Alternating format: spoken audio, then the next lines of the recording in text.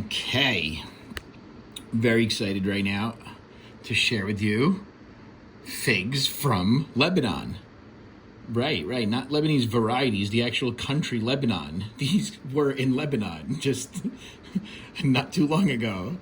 How did they get here, you might ask? And my answer would be, you're asking too many questions. Right? So actually there's some mold. How you doing?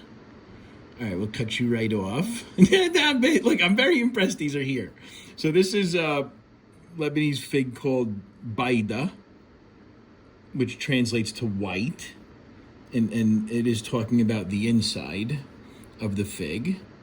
I also happen to have a Byadi variety in my outdoor figs. And it doesn't look like this. Well, this tree is way more mature than mine. It's in the ground.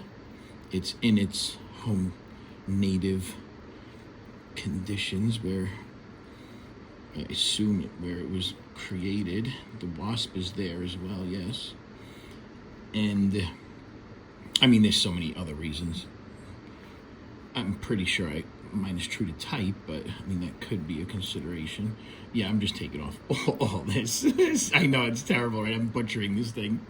All right, how about we just put you down for a second and we'll take you and we'll just cut you open for a regular glimpse inside of a Byadi fig. Oh, that's not right. What? Is that Caprified?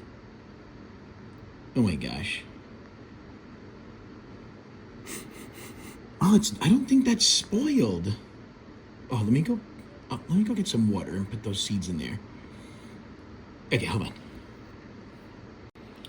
Okay, so I'm back, and to my surprise, when I opened this fig, it looked like this. Immediate horror is what I had, but then the more calm part of my brain settled in.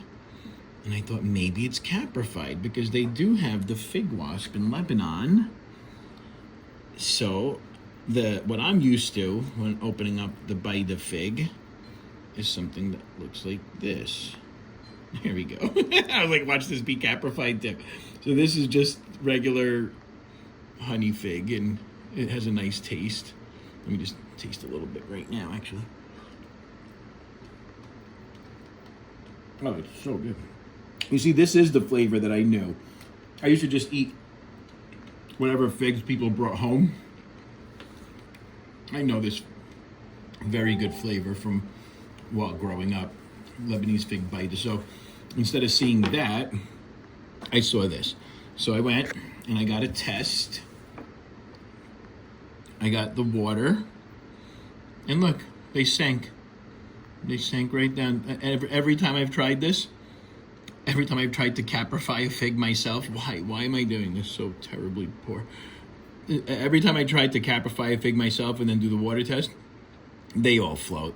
I'm like, oh, maybe that one's sinking. No, it's not. They're all floating. These are straight up on the bottom.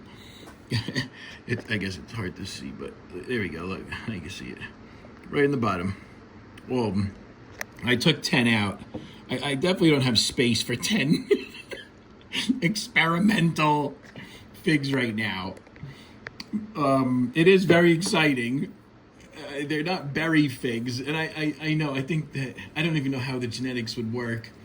I assume if it's a berry fig, the chances are greater that I get a berry child. A berry child. We have crossed into a new territory, haven't we? So now, what I'm gonna get to do, and Mr. Dr. Figologist is gonna be so proud of me right now, because I get to test the bricks of the Caprified portion here. And then what I'll do to even have more fun, I don't think what I'm doing makes it, this doesn't look right. Should I eat this first? Am I eating this? What's happening right now? All right, so let me put that on there. And what I was gonna say was, I can then also test the other parts where the I don't know, the pollen didn't reach, I guess, because it's not fully Caprified. Oh, that made it worse. Okay. So, And feels different, this texture. All right, I'm just gonna eat a piece of this. This is what I'm doing. Would I do this if I wasn't on my YouTube channel? That's the question. Well, I think the answer is yes, actually. Okay, let me try this. Oh, you see? It's the sweetest thing on the face of the earth. Or 22. That's how that went. Look, it's a weird texture. It's not the regular texture as the other stuff. All right, now what I'm going to do for Bricks fun is I will take a sample from the non-caprified section down here at the base, though. It's nice and sweet. Oh, did you see that? I wasn't even looking, sorry. And then what I'll do is mix it all up and take a reading. So 27.4, holy moly, you see? That's that base stuff then. And now if I mix this all up, it's gonna be somewhere in the middle. My experiment isn't as exciting. And I'm destroying my fig? Wow. What happens when you think out loud, huh? Oh gosh, how about if I remove the sample? Okay. And so let's continue using logic here. This should be somewhere in the middle. 25-ish. This is without even tasting it yet. How about I take a taste of this semi-caprified Byadi fig from Lebanon, my home country. Yay. Oh my goodness, it is amazing. I never thought I'd like a honey fig so much. I like honey figs, don't get me wrong. All right, we're right back down to 22.8.